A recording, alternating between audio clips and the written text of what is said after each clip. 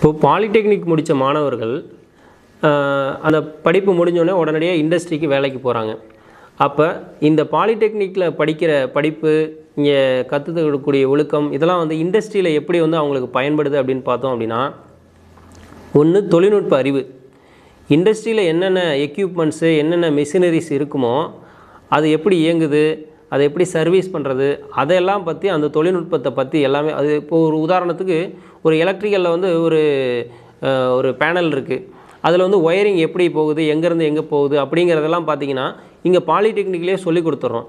அப்போ வந்து அங்கே இண்டஸ்ட்ரியில் இருக்கிறதா இங்கே பாலிடெக்னிக்கில் சொல்லி கொடுக்கறதுனால நம்ம ஈஸியாக அதை கற்றுக்க முடியுது. லேப்ஸ் முக்கியமாக வந்து பாலிடெக்னிக்னாவே ப்ராக்டிக்கல் தான். 50% தியரி அப்படின்னா 50% ப்ராக்டிக்கல். இண்டஸ்ட்ரியில் என்னென்ன எக்யூப்மெண்ட்ஸு, மிஷினரிஸ் இருக்குமோ அதெல்லாம் எப்படி வேலை செய்யுமோ அதெல்லாம் இங்கேயே நம்ம கற்றுக் கொடுத்துறதுனால அவங்களுக்கு இண்டஸ்ட்ரியில் போய் வேலை செய்கிறது ஈஸியாக இருக்குது. இன்னொன்று பார்த்திங்கன்னா, நிறைய டிசிப்ளின் வைஸ் வந்து பாலிடெக்னிக்கில் நிறைய சொல்லிக் கொடுக்கும். ஏன்னா ஸ்கூல் லெவலில் பார்த்திங்கன்னா அவன் வந்து ஒரு மெச்சூரிட்டி லெவல் கம்மியாக தான் இருக்கும். ஒரு 15 வயசுக்குள்ளே இருக்கனால அவன் வந்து வெளி உலகம் என்னங்கிறது அந்தளவுக்கு தெரியாது. இப்போது பாலிடெக்னிக் வந்தோடனே பார்த்திங்கன்னா நம்ம இண்டஸ்ட்ரியலோட ரிலேட் ஆகிறோம். இண்டஸ்ட்ரியல் விசிட் போகிறோம். அப்போ இண்டஸ்ட்ரியில் வந்து என்னென்ன எக்யூப்மெண்ட்ஸ் இருக்குது அப்படிங்கிறதெல்லாம் போய் பார்க்குறாங்க. என்னென்ன சேஃப்டி மெஷர்ஸ்லாம் கடைப்பிடிக்கணும், இண்டஸ்ட்ரிக்கு போனால் எப்படி பங்க்சுவலாக இருக்கணும். ஏன்னா நம்ம சாதாரண லைஃபுக்கும் இண்டஸ்ட்ரி லைஃபுக்கும் நிறைய டிஃப்ரென்ஸ் இருக்குது. அங்கெல்லாம் வந்து ஒரு ப்ராசஸில் ஒரு மிஸ்டேக் ஆச்சுனாலும் அடுத்தடுத்த ப்ராசஸ் பாதிக்கும். இல்லை சேஃப்டியில் ஒரு கவனக்குறைபாடு இருந்தாலும் அது பெரிய விபத்துக்களை ஏற்படுத்துறதுக்கு காரணமாயிரும். அப்போ இங்கேயே நம்ம அதை சொல்லி கொடுத்துட்றோம்.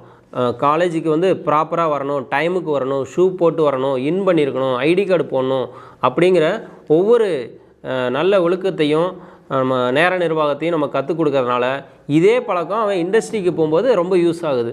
ஏன்னா இண்டஸ்ட்ரியில் வந்து ப்ராப்பராக இருக்கணும் எல்லாமே. இப்போ ஒரு ஷிஃப்ட்டு வர்றாங்க அப்படின்னா 3 ஷிஃப்ட்டு நடக்குதுன்னா ஃபஸ்ட்டு ஷிஃப்ட்டு முடிச்சுட்டு போகிறவங்க வந்து செகண்ட் ஷிஃப்ட்டுக்காரங்கிட்ட தெளிவாக சொல்லிடணும். இந்தந்த ஒர்க்கெலாம் நடந்துச்சு, இது ஃபால்ட்டு அப்படின்னு, இதுக்கு இந்த ஆக்ஷன் எடுத்திருக்கோம் அப்படின்னு சொன்னோம்னா தான் அந்த ஒர்க்கு ஹேண்ட் ஓவர் பண்ணுறதுன்னு சொல்லுவாங்க. அப்போ தான் அவங்களுக்கு வந்து ஈஸியாக இருக்கும் அந்த வேலை.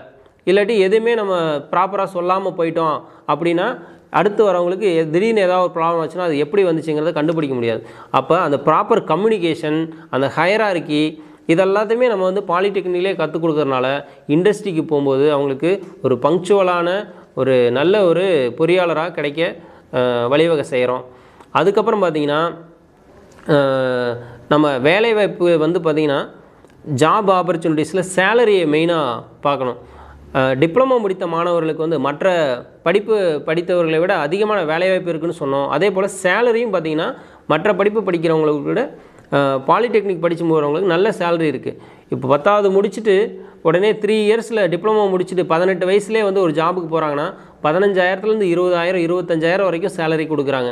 இதே வந்து மற்ற படிக்கிறவங்களுக்கு வந்து வந்து +2 முடிச்சுட்டு பிஎஸ்சி, எம்எஸ்சி, பிஎட் இந்த மாதிரி ஒரு 7-8 வருஷம் படித்தவங்களுக்கும் அதே ஒரு 10,000லேருந்து 15,000 தான் சேலரி இருக்குது. இவங்க ஆனால் 3 வருஷம் முடித்தோடனே பாலிடெக்னிக் முடிச்சுட்டு 15,000லேருந்து 20,000 வரைக்கும் நல்ல சம்பளத்தை எதிர்பார்க்கலாம்.